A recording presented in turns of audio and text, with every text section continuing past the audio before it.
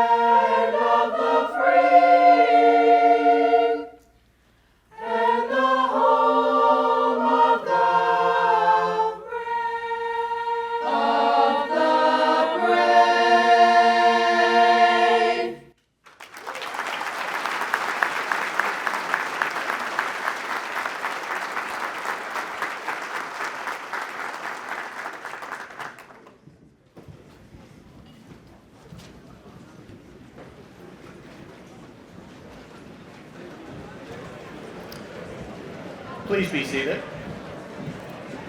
Good afternoon, ladies and gentlemen. I'm Leonard Provost, the chair of the Suffolk Division of the Hampton Roads Chamber of Commerce.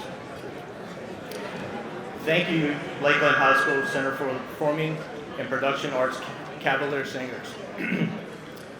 This is a very talented group of young professionals. In fact, 13 of these students on the stage were selected to represent Suffolk Public Schools at the All Division IV Honor Choir event this year, as well as two singers, Tanyana Thompson and Andrea Lizelle, were selected as alternates for the All Virginia Honor Choir event. Additionally, Tanyana Thompson and Unique Chapman earned the esteemed honor of being selected from over 2,000 vocal auditions to sing in the American Choral Directors Association, Southern Region Honor Treble, and Mixed Choirs this past February in Louisville, Kentucky.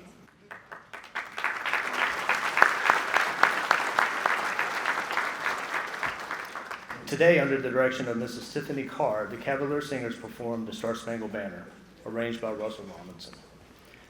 Let's give them a big round of applause.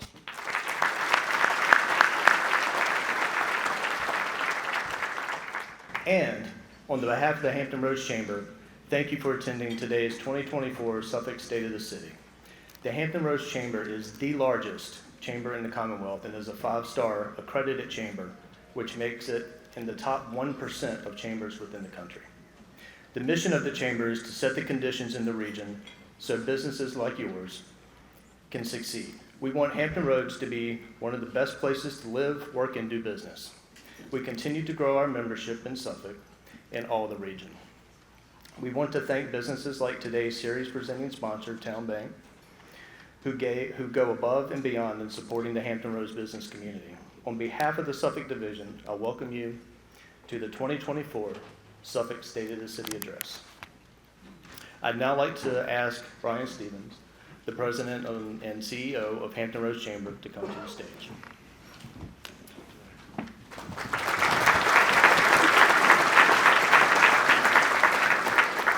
Well, thank you, Leonard, and I appreciate your leadership this year. For those of you that don't know the organizational structure of the Chamber, we are a regional chamber, but we have local division boards, and those boards are ran by our volunteer leadership, and Leonard's done a spectacular job so far this year. I want to thank all of our board of directors for the hard work that they do to try to drive the economy and create a pro-business environment right here in Hampton Roads. Let's give our board of directors a round of applause.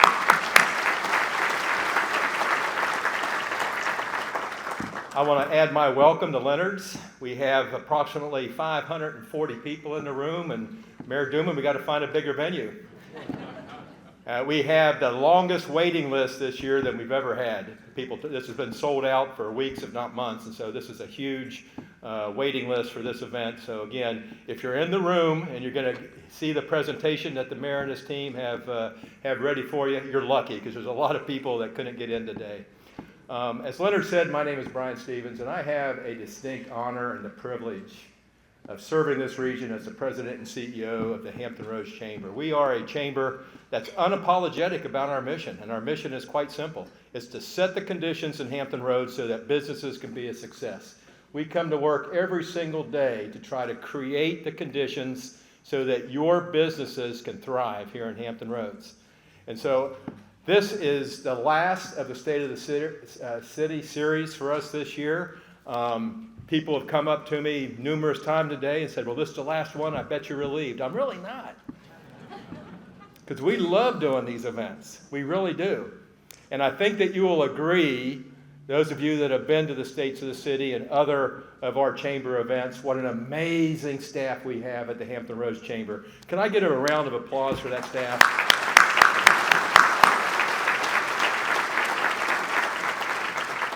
Thank you so much for the hard work and effort.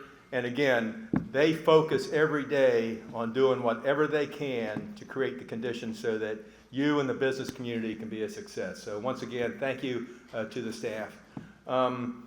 We couldn't put on these events, quite frankly, without the generosity of our sponsors. So I'd like to recognize them now. First of all, our series presenting sponsor again this year is Town Bank. I know Mr. Aston is with us, sir. Thank you so much for all that Town Bank does. Let's give Town Bank a round of applause.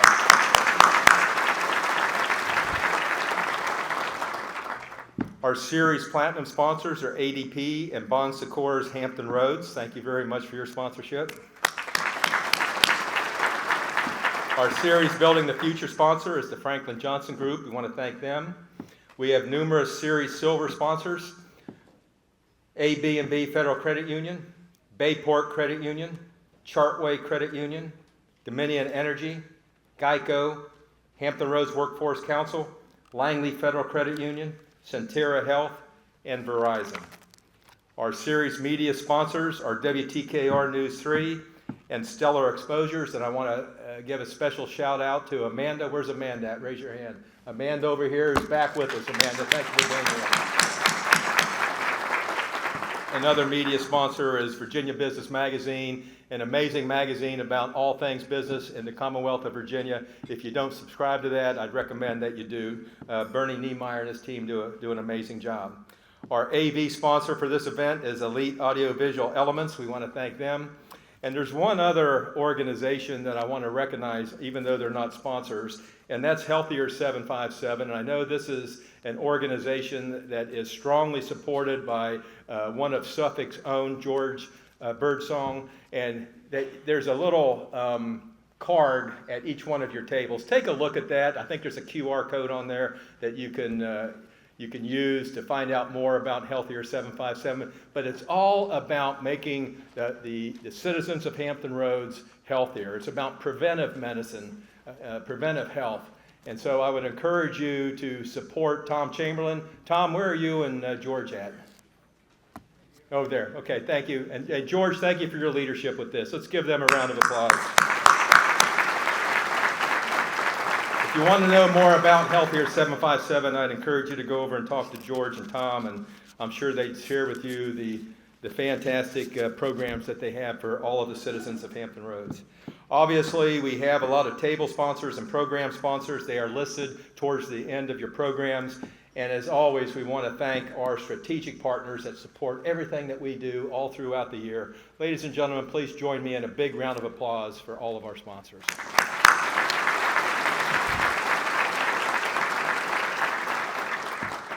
I'd like to recognize some special guests that are in the room with us today. First of all, we're blessed with the attendance of Congresswoman Jen Kiggins. Thank you for being here, Congresswoman. State Senator Emily Jordan is with us. Thank you for being here, Emily. We have Delegate Baxter Ennis with us. Baxter, over here. Thank you for being here. Of course, we have the amazing mayor of the city of Suffolk, Mike Duman is with us. Mayor Duman, thank you for being here. Look forward to your presentation. Rick West is with us, the mayor of Chesapeake. Rick, thank you for being here. And I understand that Mayor Kenneth Cooper Alexander from Norfolk is en route and should be here shortly. Representing Senator Mark Warner, we have Aaron Carter. Aaron, thank you for coming. And representing Senator Tim Kaine, we have Diane Kaufman. Diane, thank you for being here. Have an amazing city council here in Suffolk. I'd like to recognize them now. First of all, the Vice Mayor Lou Ward. Thank you, Vice Mayor. And then all the council members, Leroy Bennett, Shelley Butler Barlow, Roger Fawcett, John Rector, Timothy Johnson, and Leotis Williams. Give them all a round of applause. And I want to publicly recognize Vice Mayor Lou Ward and Councilman Leotis Williams for being amazing gentlemen that you are. They were very gracious to the chamber staff recently, and I just want to publicly acknowledge that and thank you too for being such gracious gentlemen. Thank you very much.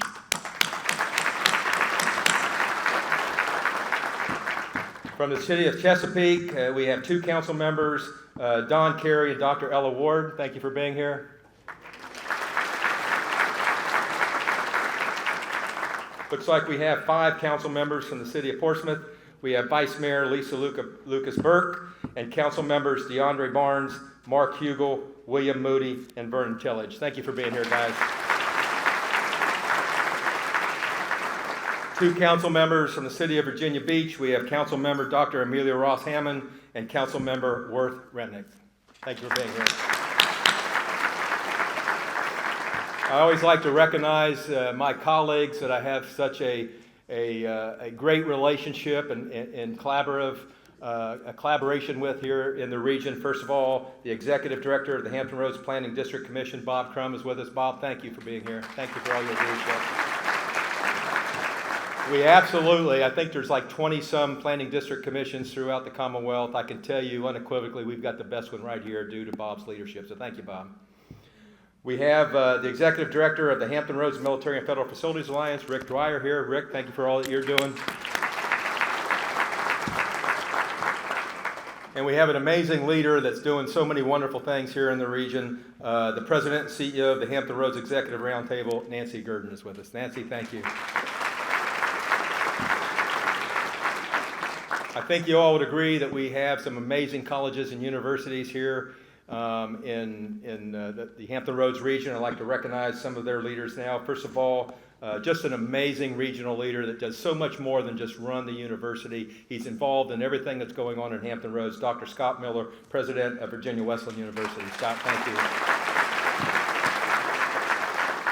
you. He's joined by the President of Tidewater Community College, Dr. Marcia Constant. Thank you, Dr. Constant.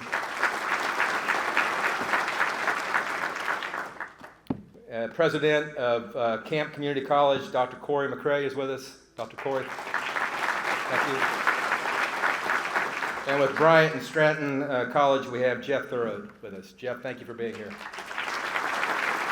And ladies and gentlemen, I'd be remiss if I didn't recognize my boss, the chairman of the board for this year is from Town Bank. That's Don Glenn. Don, thank you for your leadership. I really appreciate it. Such a pleasure working with you this year. So again, thank you for your leadership and how that you're running the board of directors this year. Ladies and gentlemen, let's give all of our VIPs a round of applause.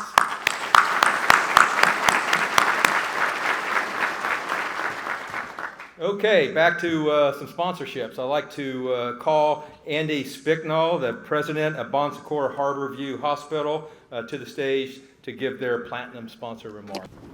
Andy?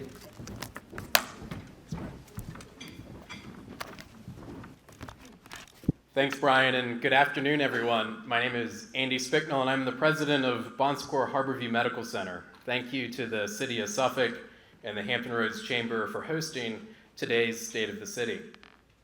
It's my pleasure to share with you all a few of the great things that are happening with Bon Secours, including an update on our newest hospital, currently under construction at Harborview. For more than 20 years, Bon Secours has met the growing needs of the Western Hampton Roads community. In fact, Bon Secours was the first health system in the region to respond to the population growth in Western Hampton Roads by establishing Bon Secours Health Center at Harborview, and as a result has helped to improve the access to outpatient healthcare services in the community since 1999. As the community has grown, so has Bon Secours, and by the mid-2000s, we had expanded to include an emergency room and additional outpatient services to meet your needs. For those of you who live or work around the Harborview area, you know how much it has grown over the past decade. And Bon Secours has remained committed to meeting the healthcare needs of Northern Suffolk and Western Hampton Roads. This past December, we were joined by Mayor Duman, city, business, and community leaders to celebrate the topping out of the new Bon Secours Harborview Medical Center. The ceremony, held on December 14th, 2023, included the construction crew lifting the final steel beam decorated with signatures from doctors, nurses, associates, and community members, marking the conclusion of the structural framework of the facility. This ceremony represented not just a construction milestone, but an opportunity to look forward to the positive impact Harborview Medical Center will have on the health and well-being of the community that we are privileged to serve. This 100,000 square foot addition will adjoin our existing campus, bringing inpatient medical and surgical services to Harborview. While under construction, our existing services, including our emergency room, remain open and accessible to you and your families. Construction of this expanded facility is underway, and we look forward to opening in the second quarter of next year.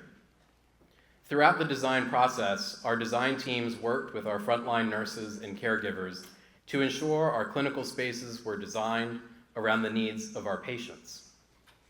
Last month, several of our frontline leaders and caregivers conducted a walkthrough of the facility to confirm the layouts within the patient rooms meet the needs of the patient and their care team. Once open, the hospital will have a new main entrance and to conveniently access both the new and existing services at Harborview. From the beginning, our design focus has been centered on the needs of our patients, to provide them a private and quiet place to heal in an environment that allows our team of nurses and physicians to have greater visibility of their patients to better meet their needs. Upon opening, we will have 18 inpatient rooms, all of which will have lots of natural light and space for loved ones to visit. In addition to our inpatient hospital rooms, Harborview will have 4 new operating rooms. Patients needing surgery, such as a hip or knee replacement, bariatric surgery, and many other same-day or overnight surgeries will be able to do so at Harborview Medical Center. Each of our surgery, pre-op, and recovery spaces are private rooms and designed to create a comfortable environment where our team of expert nurses will care for you before and after your procedure and will help you to either be discharged home or to one of our inpatient rooms upstairs. We look forward to keeping you updated on the construction progress and welcoming you to your new hospital next year. As part of this community, we take pride in providing over 450 jobs in the city of Suffolk, as well as creating over 100 new jobs with the opening of Harborview Medical Center. Like all of you in this room, supporting our workforce is our #1 priority. We are proud that we are on the leading edge of instituting a living wage for all of our associates, with all jobs at Bon Secours having a minimum starting wage of $15.50 an hour. Our vision is to be a ministry where associates want to work, clinicians want to practice, where people seek wellness, and our communities thrive. At Bon Secours, we focus on caring for the whole person, which includes building healthy communities beyond the walls of our hospital. In 2023, we provided the Hampton Roads community over $10.5 million in community benefit through charity care and direct community programming. Our mission, to bring good help to those in need, is always at the core of everything we do, and that each associate, provider, and patient who walks through our doors is and will continue to be treated with dignity, compassion, and the highest level of respect. We are proud to be part of the Suffolk community and look forward to welcoming you to the grand opening of Harborview Medical Center next year. Thank you.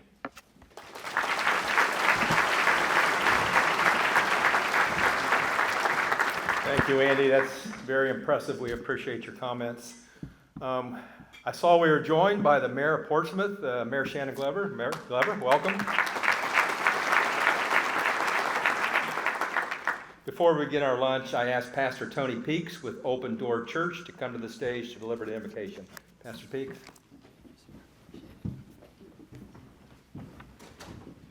Let us pray. Lord, we've come here to invoke your presence, your wisdom and guidance to this great city we live in. We thank you for all that have come to hear what the future brings and what the vision is.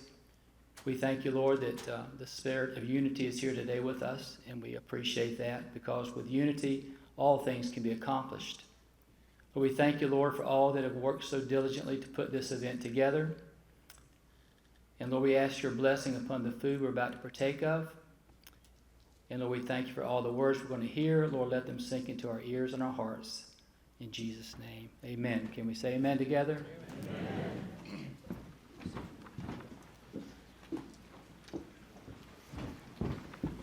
Okay, let's enjoy lunch. We'll be back with you shortly. Ladies and gentlemen, I know that some of you are still enjoying lunch. Please continue to do so. But in the interest of time, we're going to go ahead and get the program started. So thank you very much for your attention. As I mentioned earlier, we could not host these events without the generous support of our sponsors. Town Bank has been our series presenting sponsor for over 18 years now. Let's give them a round of applause. It is now my honor to call Thomas Woodward, President of Town Bank Suffolk and Western Tidewater, to the stage to make remarks and introduce the mayor. As a banker who's lived and worked here a long time, I've always taken great pride in serving the needs of this community. Businesses and families always have, always will. Now with Town Bank, we can offer so much more and do banking like we always have, with heart, serving others, enriching lives in every community we serve.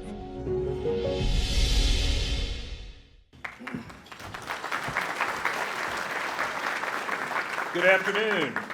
It is a pleasure for me to be here today to welcome you to the Suffolk State of the City Address.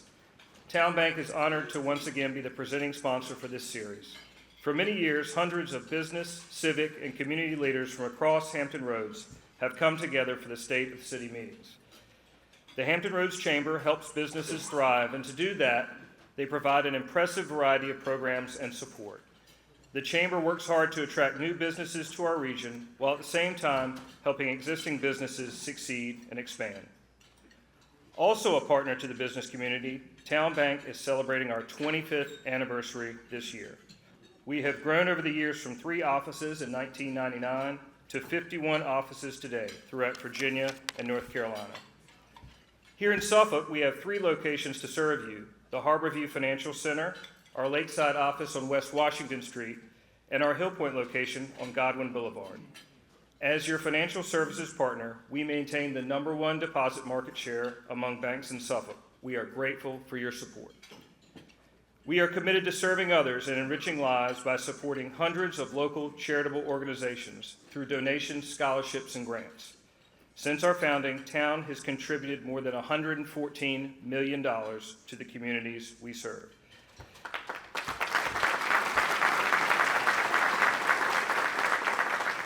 Here in Suffolk, we are honored to support Bon Secours and their new Harborview Medical Center. The 3-story, 98,000 square foot hospital will provide health care for the residents of northern Suffolk and western Hampton Roads. Slated for completion in spring of next year, the Harborview Medical Center will serve the area with advanced health care closer to home, as well as access to emergency care in the 15-bed emergency department. We also partner with businesses like Producers Peanut Company, who is celebrating their 100th anniversary this year. A family-owned business, Producers Peanut Company started out selling candy and switched to peanut butter in the late 1920s. The company sells natural peanut butter like its Peanut Kids brand and supplies peanut butter and peanuts to customers in 26 countries around the world. Now it is my honor to introduce Mayor Mike Duman, who will tell you more about the great city of Suffolk. Mayor Duman was elected mayor in November of 2020 after serving as the representative for the Chucktuck Borough on City Council for 10 years. Mayor Duman graduated from Old Dominion University and served as a commissioned officer in the United States Army Reserve. Mayor Duman began his business career while attending college. He established his first auto dealership in 1980 and became the youngest Ford Mercury dealer in the country. He currently operates Mike Duman Auto Sales here in Suffolk. He was selected as the Virginia State Independent Quality Dealer of the Year in 2000, and Mayor Duman was recognized by Virginia House Joint Resolution number 332 for his business acumen and contributions to the community. Mayor Duman currently serves on the Western Tidewater Regional Jail Board and the Hampton Roads Planning Organization, as well as the Transportation Accountability Commission. He is active in the community, donating time and resources to many worthwhile causes and serving on various boards. Now, please join me in welcoming Mayor Mike Duman.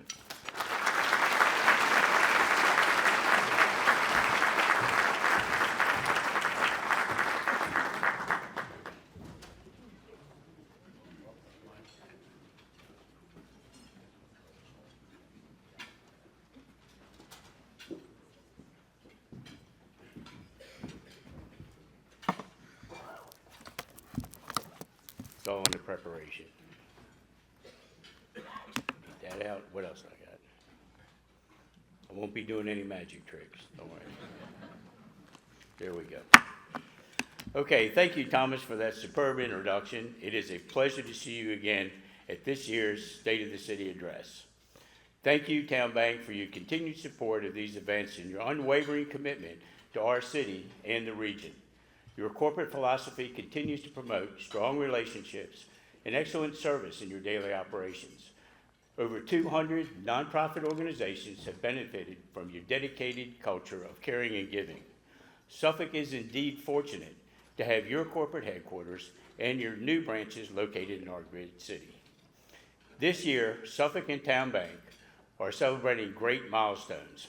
For Town Bank, it's 25 years in business. For the city, we celebrate 50 years since the merger of Nansemond County to create the city of Suffolk that we know today. That was also about the same time that I met Bob Aston, founder and executive chairman of Town Bank, back in August of 1974. At the time, I was a 23-year-old sales manager at a Portsmouth Nissan dealer, and he was an up-and-coming bank executive with Citizens Trust Bank. At least one of us amounted to something. Congratulations, Bob. By the way, they weren't called a Nissan back then. Raise your hand if you know what they were called in 1974.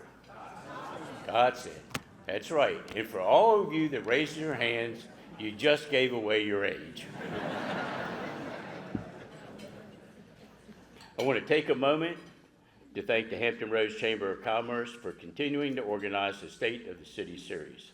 Suffolk is the last in the series, and this year we get to wrap it up with a celebration. The Chamber continues to be a staunch advocate of our business community. They have been instrumental in shaping public policy and influencing legislation that sets the conditions for businesses to grow and prosper. The Chamber has been instrumental in solidifying a strong regional presence. Thank you, Brian, for your exemplary leadership.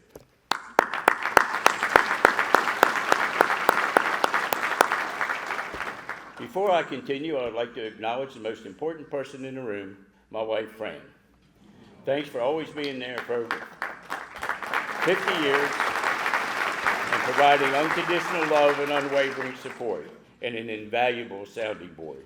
I would not be here today without that support. Please stand to be recognized.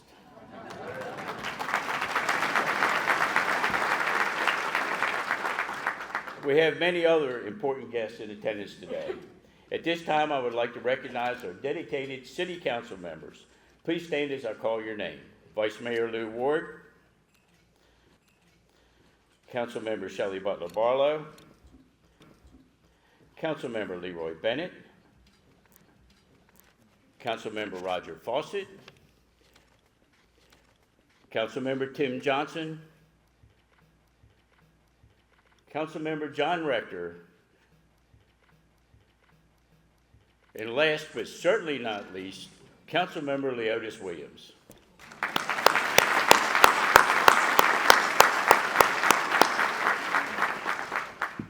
Together, these outstanding individuals share a total of 82 years of public service. Together, they work tirelessly to provide unparalleled representation for their constituents. Collectively, as a council, we work cooperatively with only one goal in mind, and that is to serve our citizens. It is a privilege to work with them and beside them as we do the people's work. We're also honored to have our constitutional officers with us today. These consummate professionals work collaboratively with city staff and city council. They are instrumental to the effective operation of our city and contribute significantly to its overall success. We appreciate your presence today and would like you to stand to be recognized. Clerk of Court, Randy Carter. Commissioner of the Revenue, Susan Draper. Sheriff, E.C. Harris. Commonwealth Attorney, Noreen Duplessis. And Treasurer, Ron Williams.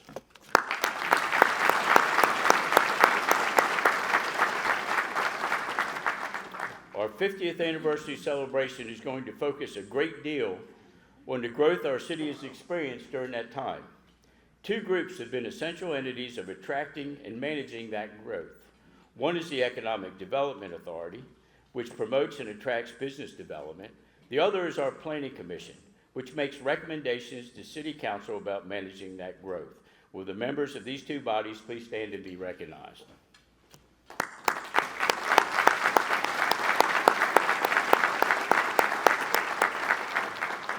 Thank you for the invaluable service you provide.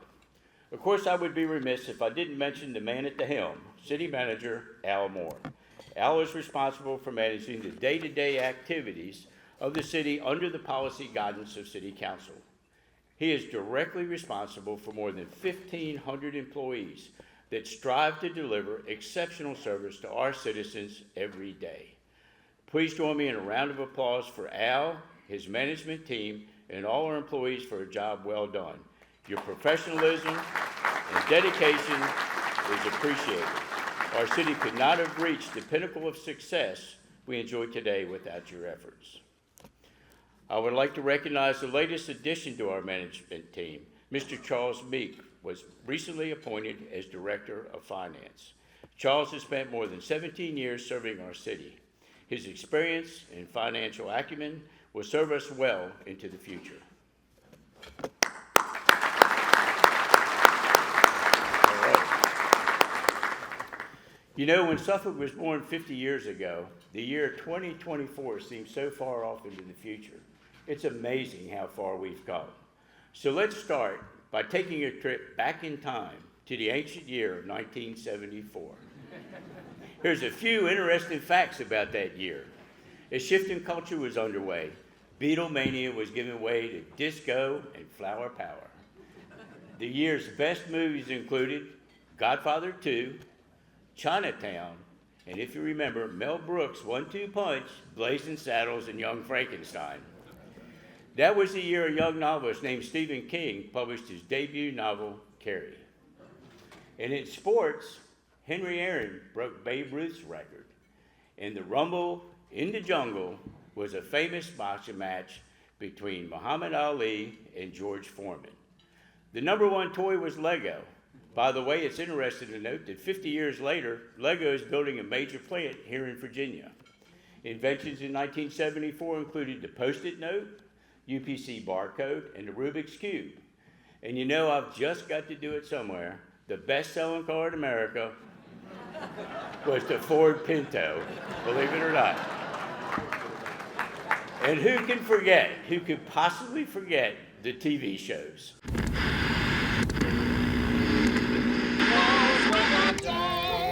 It's not nice to fool Mother Nature. My baloney has a first name. It's O.S. Was there something about an aqua velva man?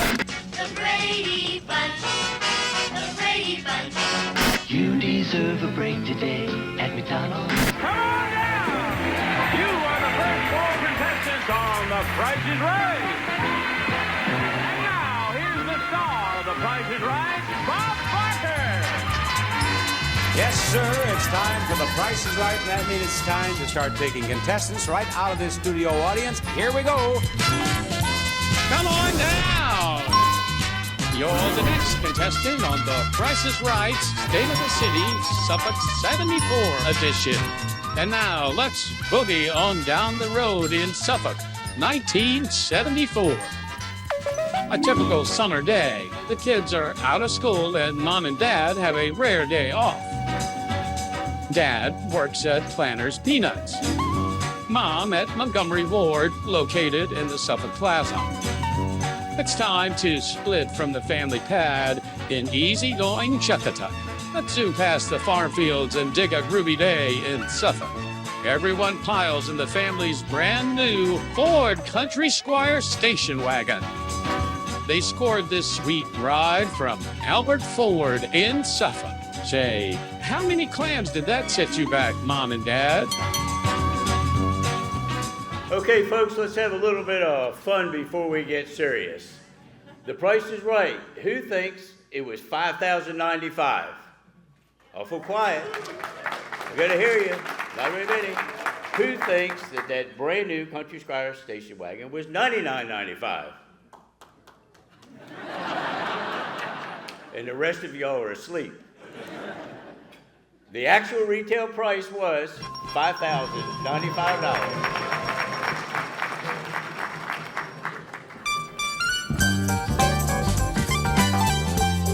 The family's first stop, juice up the wagon at Red Top Gas Station. Yikes, times are tough. There's a gas shortage going on. Oh boy, how much is that gallon of gas? All right, what's that retail price on a gallon of gas, 1974? Was it 53 cents a gallon? Yeah? I can't hear you. Was it 78 cents a gallon? All right, looks like we got more 78. The actual retail price of a gallon of gas in 74 was...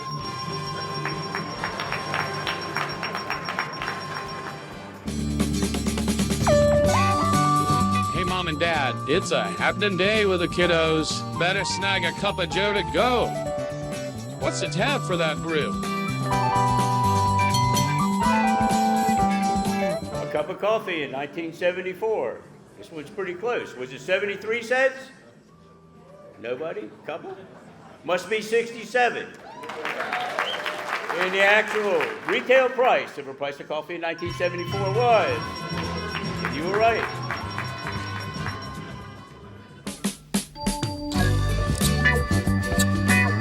Back in the wagon to tune down those little ones, Mom and Dad crank up WLPM on the radio dial. Do you remember that frequency? Right on, it was AM 1450. Now that the family's cruising downtown, they make a stop at Russell & Holmes shoe store. Mom needs a new pair of shoes for church. How much are those new kicks gonna cost?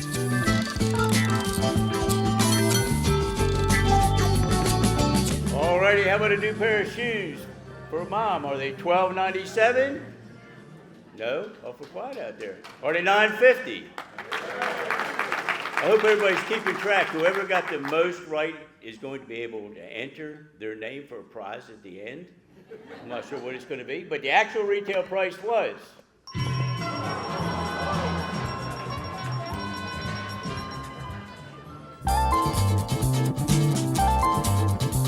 Seems Mom was really digging her time at the shoe store. Now it's time to grab a bite to eat. So the family boogies across the street to Woolworth's and grab a burger and fries at the lunch counter. How much is that fast food? Okay, a burger and fries at the lunch counter at Woolworths. And if you lived in Suffolk back then, you knew exactly where it was on Main Street. Was it $1? Not so much? 55 cents? Looks like $1 has it, but the actual retail price was 55 cents. I think everybody else was thinking of the combo. This didn't come with a drink or anything.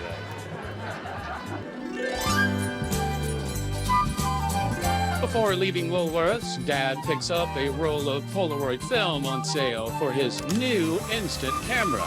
That's a groovy deal. 8 pictures for $3.77. He's looking forward to his far-out day this weekend at the Suffolk Raceway. Now to keep the kiddos happy. They're itching to see the new Disney flick, Robin Hood.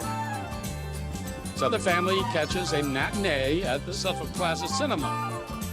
How much is that movie ticket and popcorn? All right, movie ticket and a box of popcorn in 1974 was $1.75. Yeah. Well, who thinks it was $4.25? Well, we're going to find out. Maybe we got no losers. The actual retail price was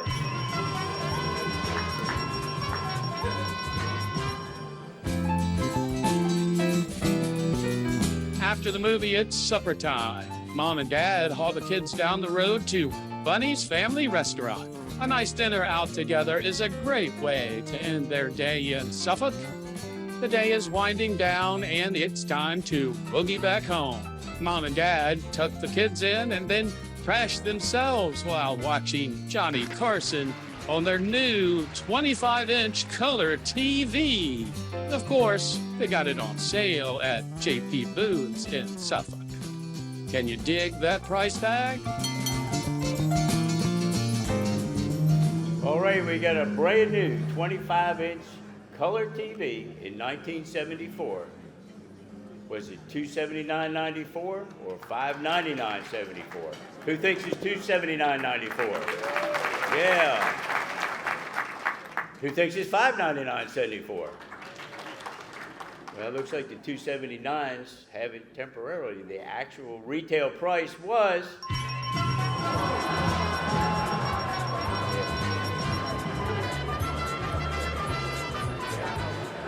yeah, we knew we'd get you on that one. It's one thing the prices actually come way down on, and that's a color TV. I think digital watches were about the same thing. You remember, Bob, when those things first came out? A little digital watch was about $300. So anyhow, hopefully you had fun playing. If you ever watched The Price is Right, you know that Bob Barker ends every one of his shows by saying, and I quote, "Help control the pet population. Have your pets spayed or neutered."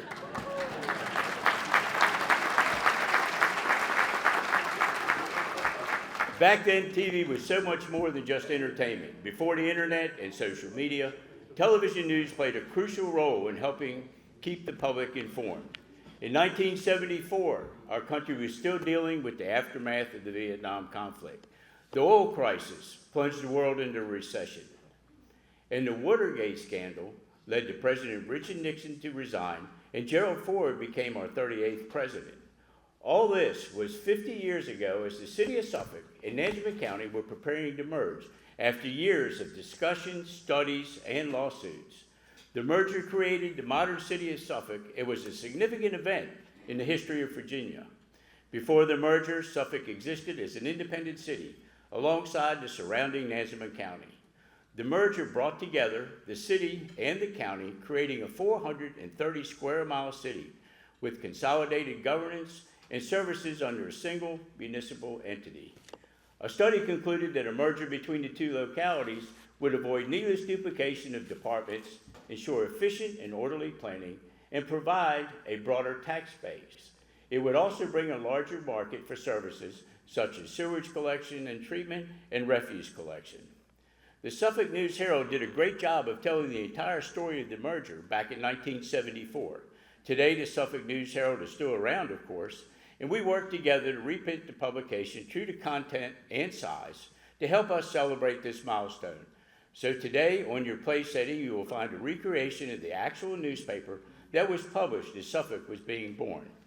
I want to thank publisher Lindsay Richardson and editor Ed Pugh for working with us to recreate this really special piece of history. What a meaningful keepsake for our guest today. I would like to take a moment to acknowledge two individuals who were part of this process in 1974. And I'm not sure they knew they were going to get recognized, but they're here with us today.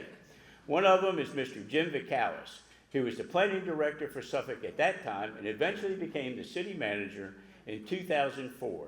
Jim retired in 2007 after 34 years of service. Mr. Bobby Ralph was the Director of Social Services at the time of the merger and retired in 2002.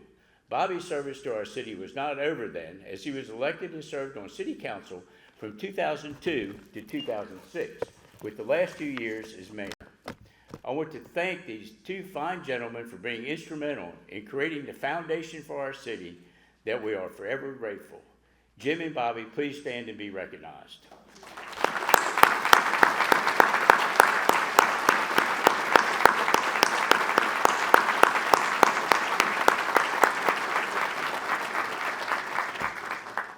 Bobby's pictured on page 7 of your newspaper, and Jim is pictured on page 10 of your News Herald reprint.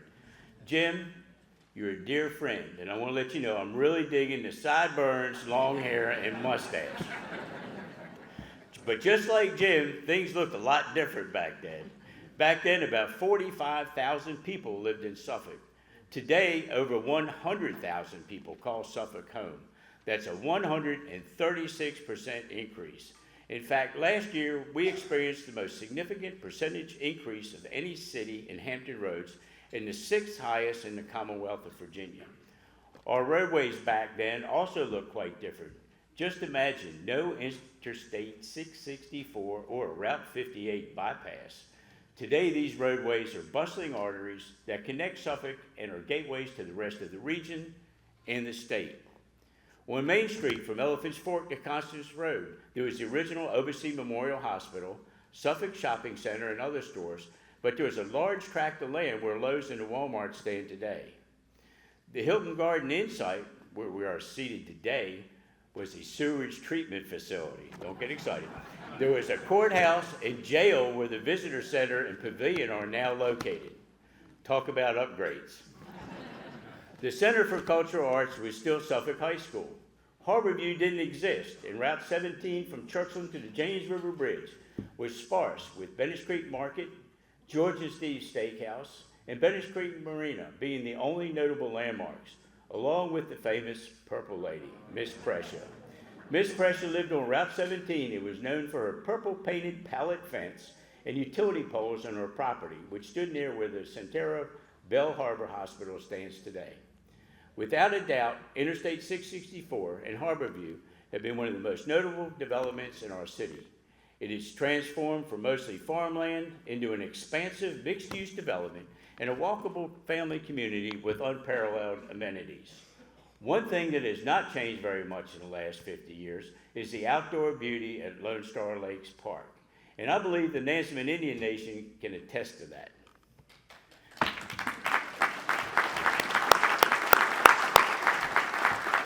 They received official federal recognition in 2018, and since then have been evolving and advancing their vision of Montauk Town, a 71-acre tract of land on the Nansemond River, to one guided by preservation, public education, and environmental stewardship. This vision is shared by myself and the Suffolk City Council, so much so that the Suffolk City Council took action on May 15, 2024, to approve a memorandum of understanding that establishes a working relationship between the City of Suffolk and the Nansemond Indian Nation for Montauk Town. This MOU established ongoing support for the annual powwow, allows access for visitors and residents between Lone Star Lakes Park and Montauk Town, and establishes a City and Nation committee to continue to work through issues together. 50 years ago, there were just 2 small military installations in our city, the National Guard Armory in Route 10 and my former Army Reserve Center on Shoulders Hill Road, which was acquired by the city and transformed into the Bennett Creek Rec Center. Today, the military and associated civilian workforce is interwoven into the fabric of our city. We are indeed beyond fortunate that more than 3,000 military and civilian personnel work in Suffolk at Naval Information Forces, Navy Cyber Command, Joint Force Development, J7, and U.S. Fleet Cyber Command South. We can be immensely proud that these cyber warriors perform dynamic work to protect our country right here in Suffolk. Our city is delighted that thousands of our military heroes and their families have chosen Suffolk to call home. If you have served in the military, past or present, please stand and be recognized.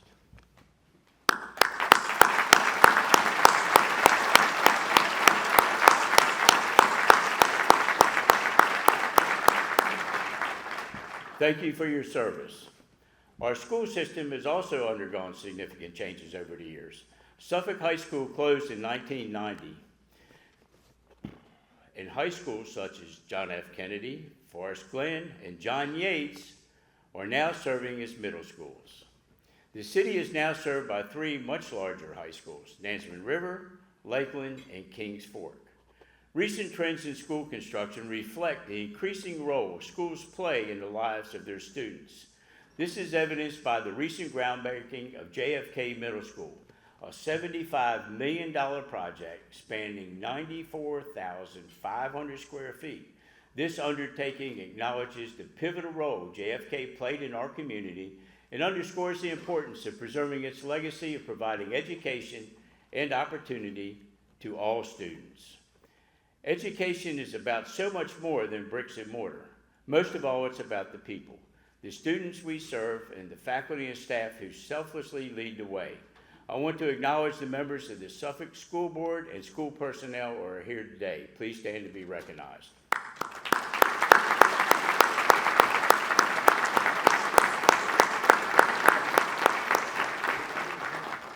Superintendent Dr. John Gordon III is not here today. He sends his regrets. He's currently in Richmond at the State Education Committee meeting advocating for STEM programming in our schools.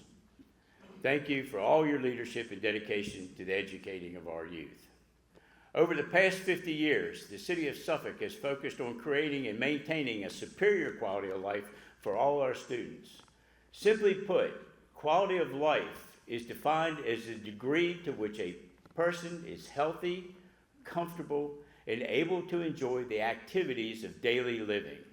Let's take a look at what's happening in Suffolk to make that a reality. Over the past 50 years, Suffolk has dedicated itself to building a high quality of life, tailored to the desires and needs of our residents. We've changed a lot since 1974, while preserving what makes us unique in Hampton Roads. In 1974, Suffolk designated the Great Dismal Swamp National Wildlife Refuge. It's our greatest natural amenity, and we took this step to preserve our unique ecosystem, protect wildlife, and honor our historical significance. The Great Dismal Swamp stretches 113,000 acres of protected land in 2 states, and more than 1/3 of that land is in Suffolk. The refuge serves as a vital sanctuary for many plant and animal species, providing residents and visitors with tremendous opportunities for research, education, and outdoor recreation. Across town, the Suffolk Seaboard Coastline Trail continues to grow and connect residents with the outdoors. Stretching along the former railroad corridor, the trail runs 10 miles, providing a scenic route for walking, jogging, and biking, and even an outdoor fitness center in Pewsville. We are excited to receive a $2 million grant that will help us connect to the much larger 41-mile trail that runs throughout Southampton Roads, across the ferry to the peninsula, and on to Richmond and beyond. The land is great here, and the water makes it better. The city recently acquired the former Brady's Marina property off Godwin Boulevard.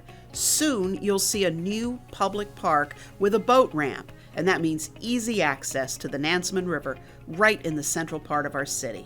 The fun in the sun continues with the $1.6 million renovation at the Cypress Park Pool, which includes expanded locker rooms, a zero-depth entry, and a fun water feature. This project introduces water and swimming to some of our youngest citizens and families, and that's lasting summer fun for everyone. Suffolk's signature community events created so many memories this past year, bringing a record number of citizens together to celebrate. The Taste of Suffolk showcases the city's diverse food scene and local flavors, from savory barbecue to sweet treats. Visitors can indulge in a gastronomic adventure while enjoying live music and entertainment. Then the holiday parade fills the streets with joyous cheers as colorful floats, marching bands, and festive performers usher in the spirit of the season. Downtown Suffolk transforms into a winter wonderland, adorned in twinkling lights and seasonal decorations, spreading warmth and merriment to all who gather to celebrate the magic of the holidays. We have celebrations like this because those who came before us invested in our infrastructure.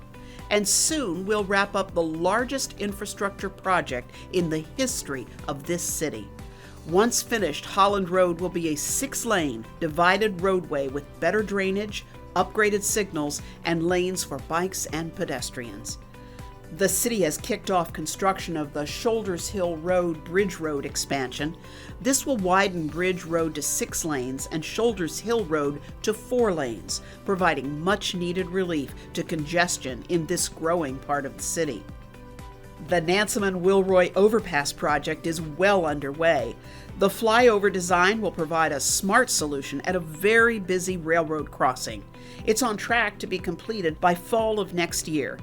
In the meantime, check out the progress yourself with a live, real-time online camera that makes it easy to see how it's going.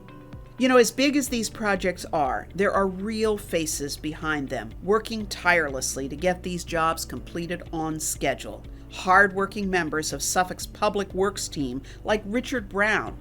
Richard retired from the sign shop after 48 years serving the people of Suffolk. Richard started when our city was just a 2-year-old toddler still in diapers. He's been part of the Suffolk family from the beginning, and we're so proud of him that we named the sign shop in his honor. Congratulations on your retirement, Richard. People like Richard do so much to promote the quality of life here in Suffolk, just like everyone in our public schools. Suffolk broke ground on the new $75 million John F. Kennedy Middle School. This will enable our schools to maintain their 95% accreditation rating, the 5th highest growth rate in the state. Suffolk's commitment to students is deep, and that's just one reason our students earned a record of nearly $34 million in scholarships this year. Congratulations to the graduating class of 2024. We know you will accomplish great things. Our community is working hard to make sure everyone can share in opportunities like these. The Library to Go is partnering with No Kid Hungry and the Food Bank to distribute food bundles and after-school snacks, as well as to teach people about healthy eating and healthy living. The city is fortunate to have so many strong community partners to help people in need, including the Geneve Shelter, CAPS, 4 Kids, the Salvation Army, and the Western Tidewater Free Clinic, where an expanded dental clinic is reaching people across Western Tidewater. The Suffolk Workforce Development Center is another beacon in the community, helping residents in need. It serves as a crucial hub for empowering individuals to enhance their skills, find meaningful employment, and advance their careers. Through job training, career counseling, access to employment resources, and more, this center connects employers with job seekers to help our communities grow and prosper.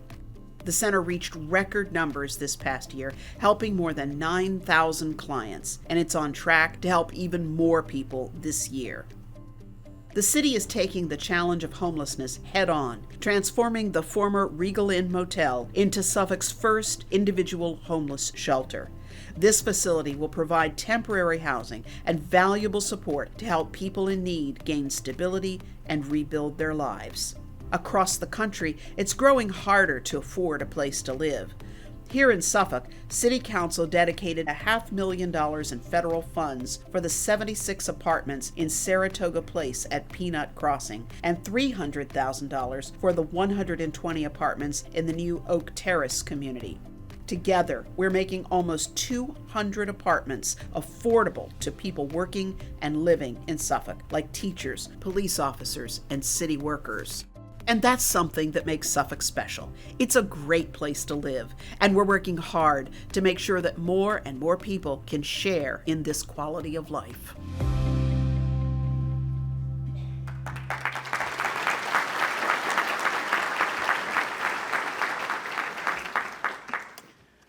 The measure of our success as a municipality is is about much more than economic growth or infrastructure development.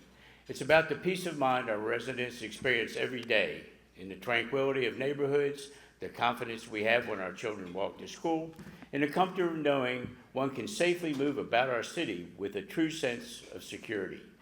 Establishing that sense of security requires maintaining a dependable and vigilant police department that is equipped to respond swiftly to emergencies and is dedicated to earning the community's trust and engagement. Our police force is not merely an enforcement entity.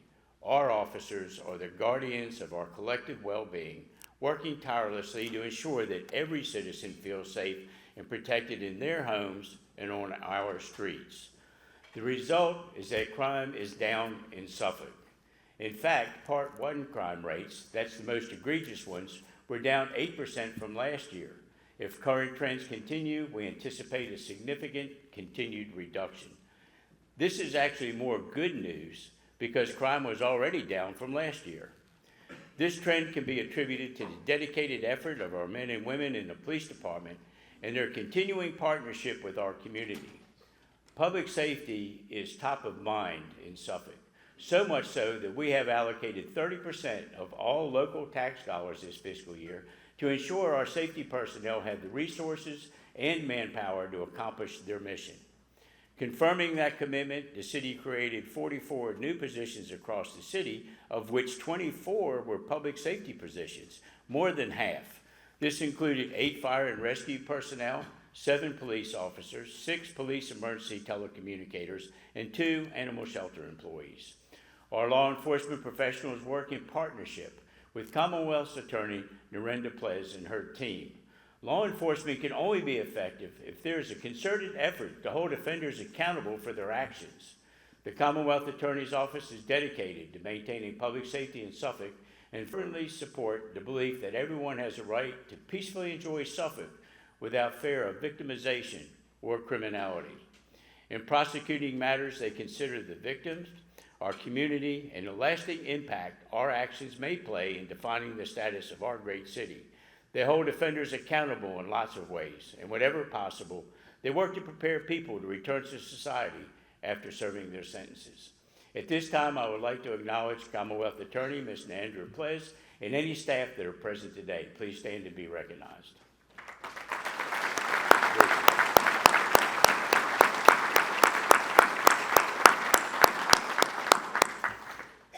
I am especially pleased to announce the establishment of the new Public Safety Committee. The committee is comprised of representatives from the Suffolk Police Department, Fire and Rescue, Sheriff's Office, Commonwealth Attorney's Office, City Attorney's Office, Western Tidewater Regional Jail, and Suffolk Public Schools. All these agencies play a critical role in Suffolk's public safety system. It is their willingness to work collaboratively, sharing their ideas and resources that enable our city to effectively address crime and safety concerns. This committee aims to strengthen relationships between city agencies, enhance community engagement, and develop strategies to bolster safety across the city's neighborhoods. Additionally, it serves as an official channel for communication between city government and our residents. Together, the committee has launched the Public Safety Portal, providing an avenue for community members to share their ideas or opportunities to improve safety in their neighborhoods. Who better understands their communities than the residents themselves? We're enthusiastic about offering this resource to our citizens so that we can actively listen to their suggestions.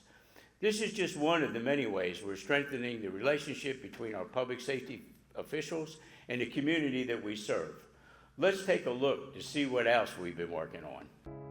Every day, our first responders dedicate themselves to serving our community with unwavering courage and commitment. They stand ready to answer the call of duty, day or night, often placing the needs of others above their own safety and comfort. It's about saving lives, rushing into burning buildings, administering medical care on the scene of an accident, or patrolling our streets. These brave men and women exemplify the true meaning of service. Their work often starts with one of the 130,000 calls made every year to our Emergency Communications Center, some 300 fire calls, and more than 14,000 EMS incidents. Our teams work around the clock to respond and to help people in need. The needs are growing. That's why the city recently broke ground on Fire Station 11 on Hampton Roads Parkway in Harborview. It's a 4-bay, 20,000 square foot facility that will house 45 firefighters, officers, and paramedics. The funding for these new positions came from a $4.1 million federal grant from the Department of Homeland Security that will cover salaries and benefits of these first responders for 3 years. The city is working to implement the Marcus Alert System this summer. This program means mental health professionals will accompany law enforcement officers when they respond to mental health calls. The aim to de-escalate, to provide care, and to minimize the potential for violence or harm. Suffolk and the Western Tidewater Community Service Board are working to implement this program to help people experiencing crisis, not to punish them. The Suffolk Fire and Rescue Team earned accreditation from the Commission on Fire Accreditation International, the world's leading assessor of professionalism. Only 300 agencies in the world have earned this designation. The accreditation signifies that a fire department meets industry-recognized benchmarks for professionalism, effectiveness, and efficiency in fire protection and emergency response. This accreditation is more than a badge of honor. It's a testament to the department's commitment to continuous improvement and public safety. In a similar way, our Sheriff's Office is now accredited with the Virginia Law Enforcement Professional Standards Commission. This demonstrates that the department is in full compliance with all state law enforcement policies and practices. This is an important tool to build trust and understanding within the community. The Suffolk Police Department maintains accreditation from the Commission on Accreditation for Law Enforcement Agencies. This signifies that the department adheres to the highest standards in the field of policing. It serves as a symbol of trust and legitimacy, demonstrating to the community and stakeholders that the department operates with transparency and integrity. To maintain this positive momentum, the Suffolk Police Department continually needs new officers. So last fall, the department hosted its inaugural job fair, and the response was impressive, with 40 potential applicants screened on the spot in one day, much faster than the 3-month typical process. For existing officers, Suffolk City Council just approved a bonus of up to $3,000 based on length of service. It's our way to show appreciation for their commitment, service, and loyalty to Suffolk. But recruitment efforts aren't limited to just officers. Meet Ace, Atlas, and Knox, the newest members of the city's canine teams. When we recruit new officers, they quickly learn how we partner with outside agencies, such as the Bureau of Alcohol, Tobacco, Firearms, and Explosives.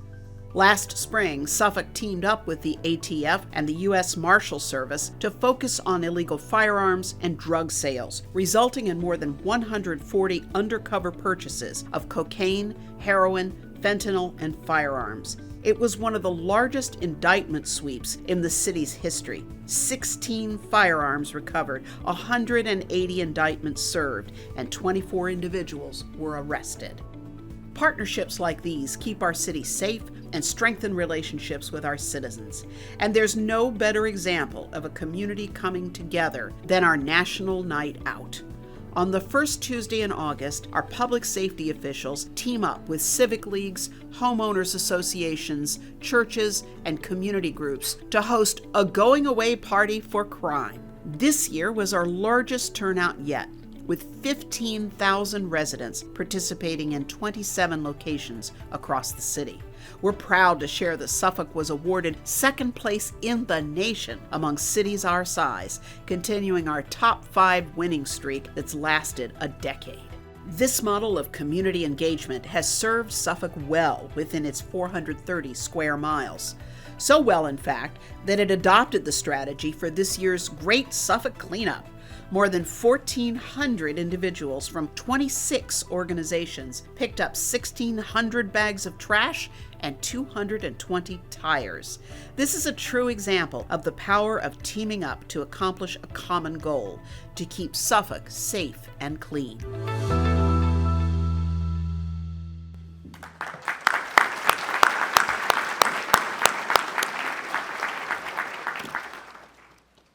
Our public safety personnel have chosen to celebrate our 50th anniversary in their own special way. The police department is recognizing this milestone by having all sworn officers wear these special badges for the entire year of 2024. The badges also are being offered to any retired officer with 20 or more years of service. Fire and Rescue has had special challenge coins minted and issued to personnel to memorialize this occasion. At this time, I would like to acknowledge Interim Chief James Danny Bowie and Fire Chief Mike Baraki. Thank you for your outstanding leadership of our first responders. You have both earned the respect of those you command, as well as the respect of our citizens. We are grateful for your exemplary leadership. I would like to ask our first responders, past and present, who are here today, to stand and be recognized.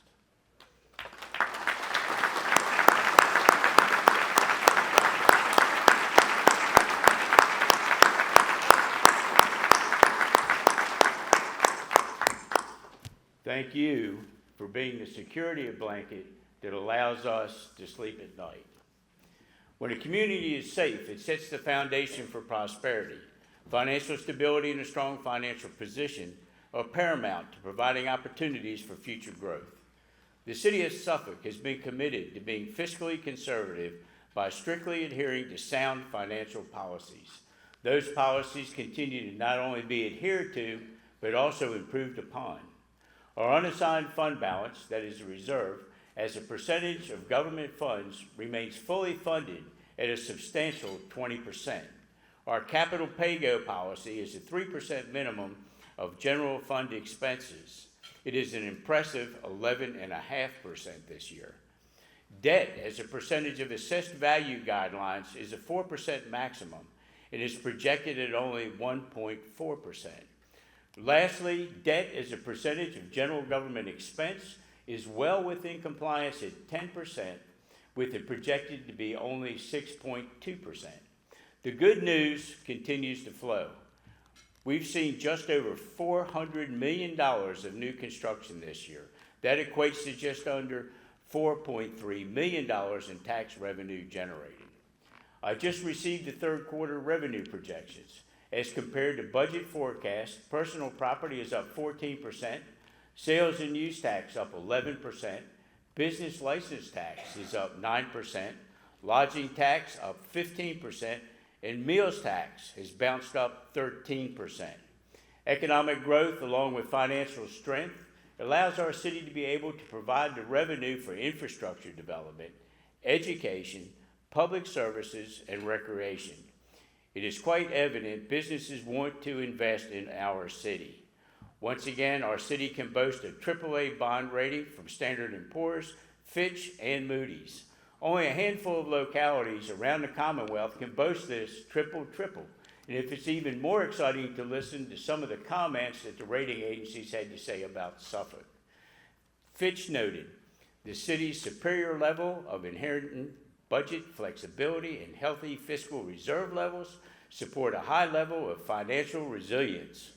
Moody's said the city's financial position is sound, translating to long-term stability in both reserves and liquidity, supported by management's consistently conservative budgeting practices and adherence to formal policies. And S&P stated that stable outlook reflects the opinion that Suffolk will maintain at least balanced financial performance, contributing to very strong reserve levels. These ratings affirm that our city's financial stability is secure and our future outlook is promising, a trajectory that we anticipate will endure well into the future. We are able to use this strength to invest for the future.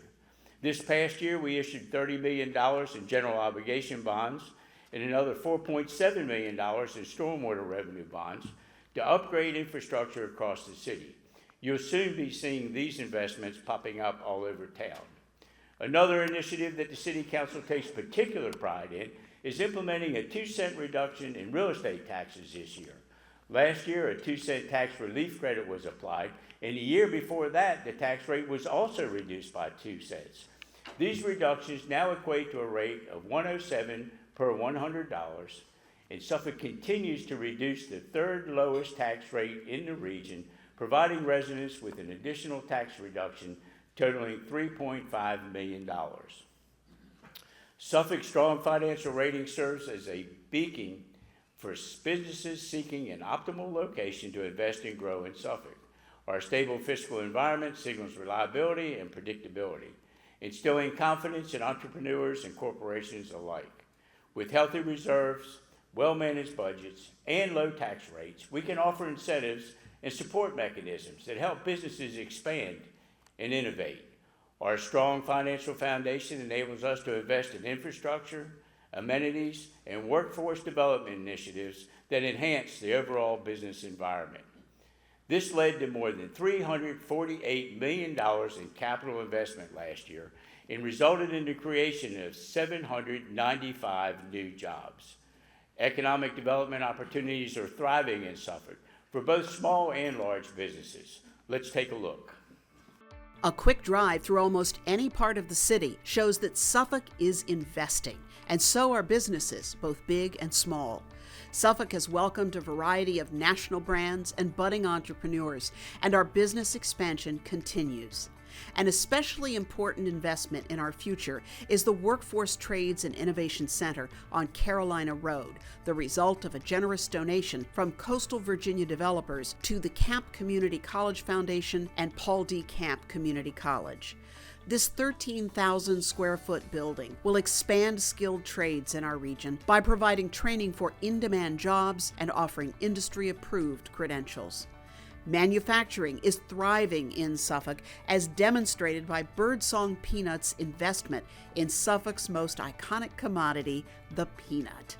This $25 million renovation to modernize production is now complete, making it one of the most modern facilities in the Birdsong network. Solidifying Suffolk's claim as the caffeine capital of the world, Massimo Zanetti Beverage USA's $29 million investment to expand its roasting operations will soon be complete, creating 79 new jobs in the process. Solenis, a leading global producer of specialty chemicals for water-intensive industries, has announced its $193 million expansion project. This 800,000 square foot facility will include a tank farm and new rail spur to accommodate the growing demand for their polymer products used in paper and cardboard manufacturing. Nansemond Precast is now under construction on a new 38,000 square foot concrete pipe manufacturing facility. Owned and operated by the McConnell family and in Suffolk since 1970, Nansemond Precast is the premier concrete precast fabricator on the East Coast, supporting road, water, and sewer infrastructure projects all over Hampton Roads and beyond.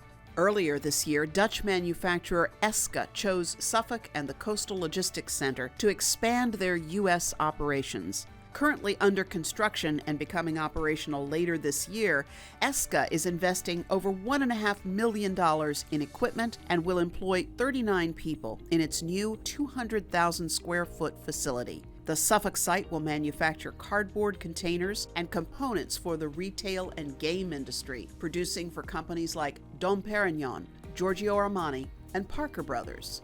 And Suffolk welcomes the arrival of Canadian manufacturer Automatic Coating. They were looking for a U.S. headquarters for their innovative corrosion coating technologies that serve the U.S. Navy, and their investment of $23 million and 50 new jobs confirms that Suffolk is the international location of choice in which to do business. Manufacturing is back in the United States, and it's thriving all over Suffolk. The Port of Virginia has staked its claim as the most modern and efficient port in America, and Suffolk is key to maximizing this critical economic asset. Today, more than 7,000 people are employed in logistics centers throughout the city, and new projects like Port 460 will allow the Port of Virginia to continue to grow. Recently, Suffolk announced our newest business, Freeze Pack Logistics, a leading provider of full-service cold and dry storage services. Their 245,000 square foot cold storage facility is a $77 million investment in Northgate Commerce Park that will serve the Mid-Atlantic region and create 80 new jobs. A growing population needs to stay healthy, and that's why healthcare is one of the largest sectors of the U.S. economy, and it's thriving in Suffolk, too. The ongoing expansion of Bon Secours Harborview Hospital will include 18 medical and surgical beds and up to 4 operating rooms. This new 98,000 square foot hospital represents an $80 million investment that will support the existing Bon Secours Health Center. All these assets make Suffolk a great place to live and to visit. Suffolk's hospitality industry is also expanding. In the northern end of the city, the new apartment-style hotel Stay APT at Blue Point will provide 500 square feet of living space for visitors to stretch and relax. Harbor View, home to Suites by Hilton, will provide 96 spacious suites at The Point.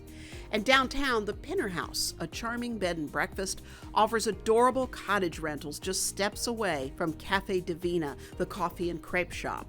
It's no wonder this historic inn was awarded the Suffolk Small Business of the Year designation by the Hampton Roads Chamber of Commerce. Even our host venue, the Hilton Garden Inn Riverfront, is investing in a new 6-month renovation to modernize the rooms and facilities, including a new wine bar and restaurant, Crust and Cork, which is expected to open later this year. Love barbecue? Check out Redwood Smoke Shack's new location in the former Bennett's Creek Farmers Market building. The smokehouse will serve up seasoned cuts of meat, slowly cooked over indirect heat from real wood-fired barbecue pits. Even Betsy the cow is excited to be a part of this new chapter. Check out her orange paint job. Revitalizing the old with a new vibe doesn't stop there. Across the street, Bridgeport, North Suffolk continues to grow, but not without paying homage to the signature landmark, the silos. These 3 silos serve as the logo and defining symbol of BECO's dynamic new development. Now those silos will house a unique dining experience, including a new taco restaurant alongside Westside Burgers. Suffolk's energy is especially exciting in downtown's Renaissance. Renovations are moving along to restore the Elliott Hotel to its original grandeur as it transforms into 45 luxury loft apartments. The Suffolk Center for Cultural Arts' $4.5 million restoration is nearing completion. Its vibrant new exterior paint job showcases the transformation and modernizes this century-old schoolhouse while preserving the brick for years to come.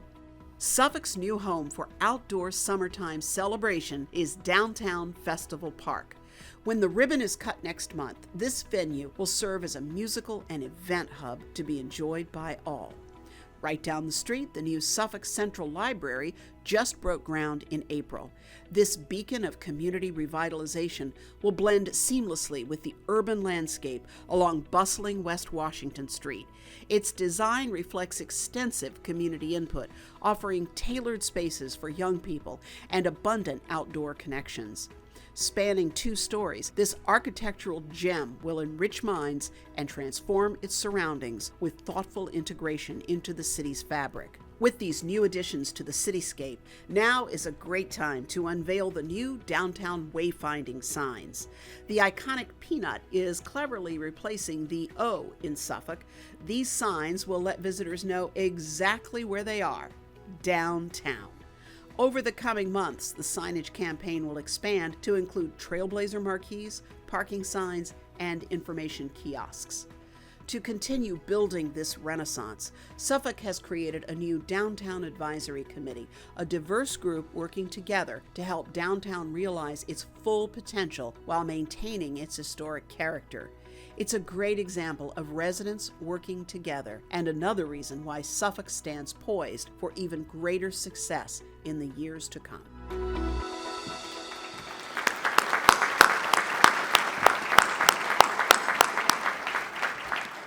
I think it's clear that our city is primed for ongoing progress by any measure. People often ask me about how we manage the problems associated with growth. In my opinion, growth encompasses not just population increase, but also development, progress, expansion, and investment. None of these should be seen as problems.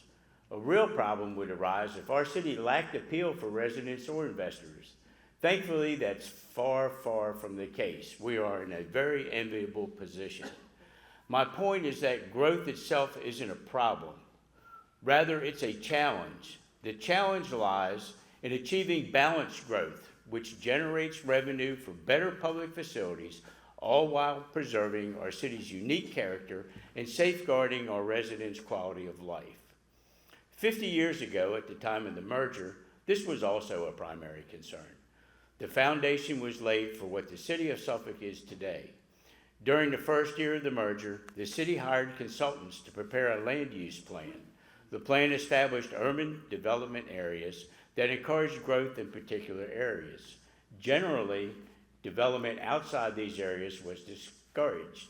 2 years later, the city adopted the General Land Use and Thoroughfare Plan, which proposed that certain areas of the city be designated agricultural, residential, commercial, and industrial. All these initiatives were the predecessor to and set the foundation for our current Unified Development Ordinance and comprehensive plan that guide us today. Since 1974, Suffolk has evolved into a city that offers unlimited opportunity for our citizens, visitors, and businesses. This doesn't happen by accident.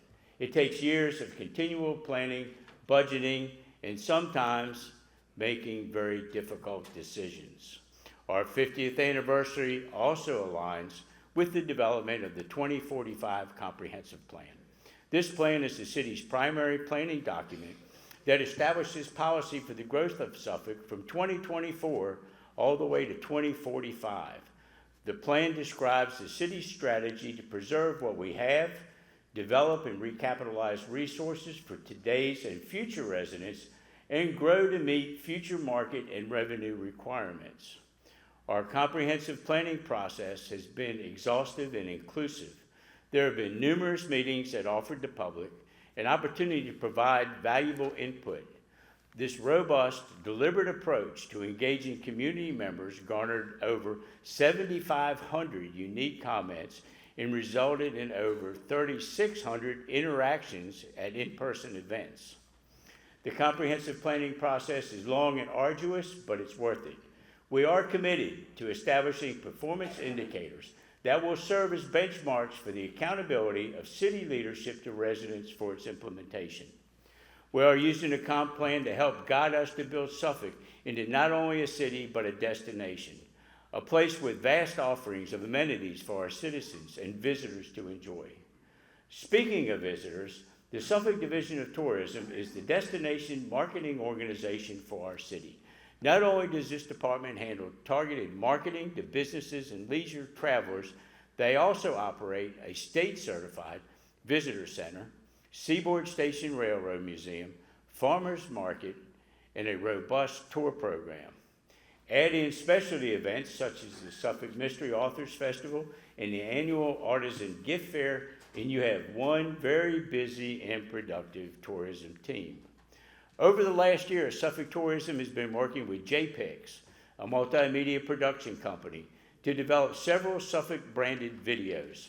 This endeavor was made possible through an American Rescue Plan Act Tourism Recovery Program grant, which not only supported a year of video shoots capturing different seasons and events, but also provided new advertising opportunities through traditional and online platforms. As part of Suffolk Tourism's Choose Your Own Adventure campaign, these promotions emphasized outdoor adventure showcasing a combination of local flavors, history, and art. Today, for the first time, we are debuting the new campaign kickoff video. Let's take a look and see how Suffolk is like no other.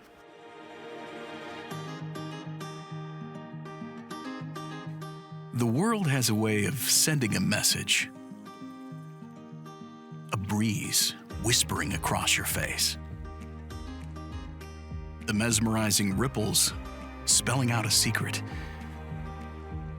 Don't miss the voice in the wind-blown reeds, begging you to escape from the everyday spin.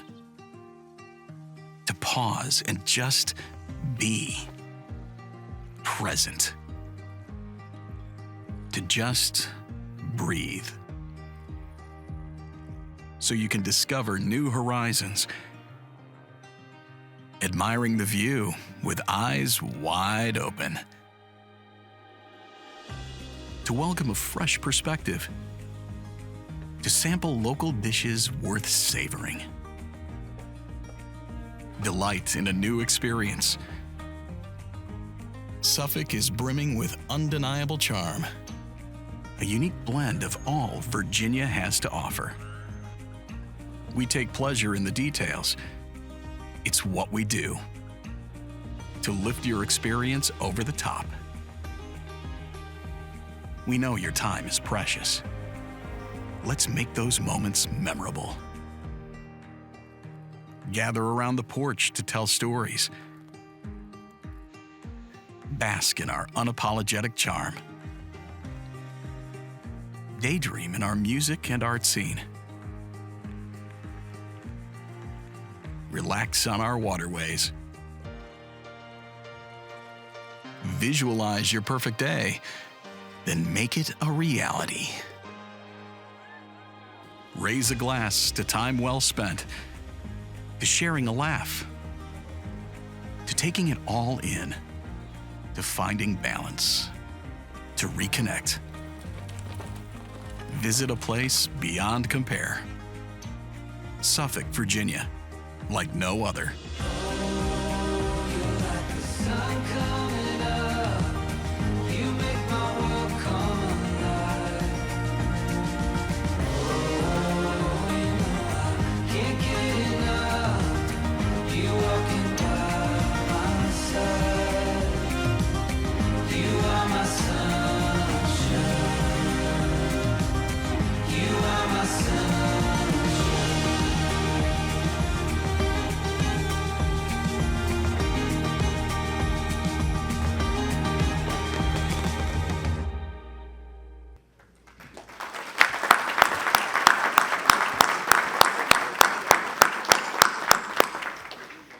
That concludes our State of the City program today. On behalf of the City of Suffolk, I'm grateful for all of you being here today to help us celebrate our 50th anniversary.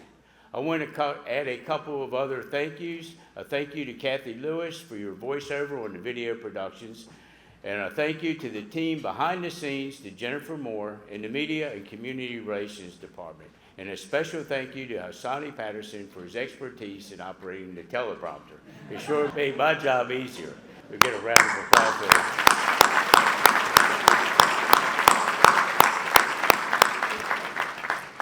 I think we can all agree that the state of the city in Suffolk is nothing short of outstanding. We are strong, we are well positioned on many levels for further success. It's easy to see that after 50 short years, why Suffolk truly is like no other. Please join us in the hotel lobby for a dessert reception and have a great afternoon.